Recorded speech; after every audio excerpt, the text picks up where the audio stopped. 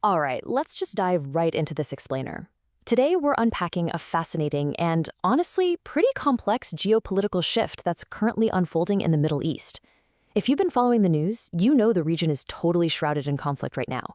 But our source material today, it looks way past those daily headlines to analyze a profound historical shift in strategy. We are essentially looking at a complete paradigm shift. So, based on our source material, we're going to explore a really critical question. Why has a historically rational, highly calculating nation seemingly just abandoned the established rules of the game for a bloody head-on collision? The analysis we're looking at suggests that to really grasp the current headlines, we have to look at the historical evolution of Israel's survival strategy. It's an incredible look at how decades and literally millennia of history are impacting split-second military decisions today. Part 1: Anomaly in the Smoke. You know, for years, the conflict between Israel and Iran, along with its proxies, was defined by what the source calls shadow games. We're talking covert operations, indirect skirmishes, attacks that were notoriously hard to pin down. But those indirect shadow games, they've completely vanished. From the rubble in Gaza to the roar of jets over Tehran, it's been replaced by an uncompromising, full-frontal war. The author notes that it almost seems consequence-blind, tearing down all those ethical dominoes and risking a long-held reputation for security. Part 2: The Former Shrewd Manager. To understand how we got here, the source takes us back in time. It argues that for millennia, during the diaspora, their cultural survival strategy was to act as what the author terms a shrewd manager. They were deep utilizers of rules. They operated behind the shield of laws and contracts. The traditional wisdom was clear. Direct violence is inefficient, and it's highly dangerous because it can easily backfire. But today, that careful, rule-abiding calculation is completely out the window. The source describes a profound psychological breaking point here. The patience for navigating ethical boundaries set by everyone else has just entirely vanished. Instead, it's been replaced by this brutal, almost raw intuition captured in this quote. If the old rules and international norms can't actually guarantee safety, well, then the strategy shifts to using destruction, using ruins, to literally force a new set of rules into existence. It is a massive departure from that old shrewd manager persona. Part 3: Modern Efforts versus Tradition. For decades since its founding, the explainer points out that Israel really attempted to integrate into a highly hostile neighborhood using the rational, logical tools of modern statecraft. They tried diplomatic negotiations, intelligence deterrence, territorial compromises, and of course, developed highly advanced technological defense systems like the Iron Dome. The hope was that the logic of modern governance could slowly chip away at the historical hostilities surrounding them. But here's where it gets really interesting. The source uses this powerful metaphor to show the absolute failure of those integration efforts. Despite all the diplomacy, despite the Iron Dome, the hostility rooted in these ancient narratives just didn't fade.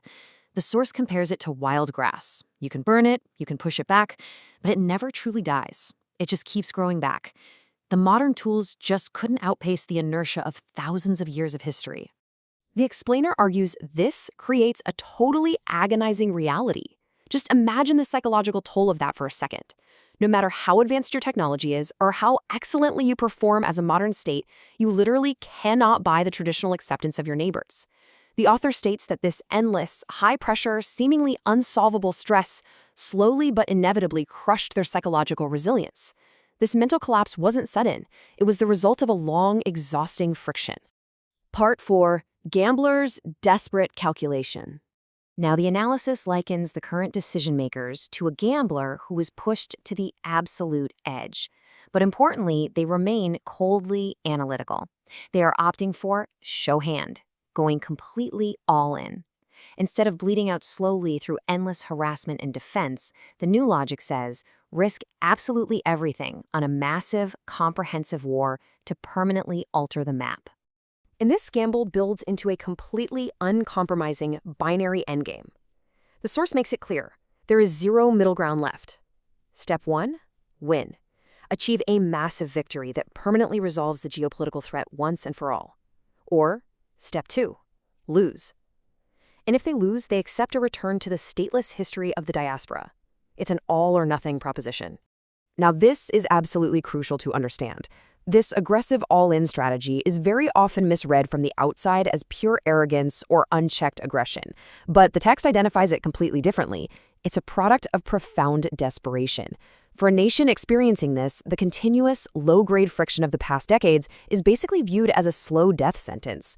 In that context, an all-out war is viewed as a quick release, a decisive end to the agony, one way or another.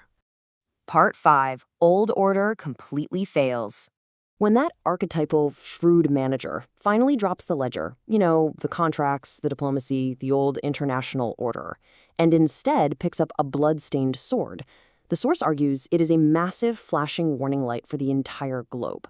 It signals the total, irreversible failure of the old international security paradigm. The systems built to manage conflict through rules and negotiations, they've simply broken down.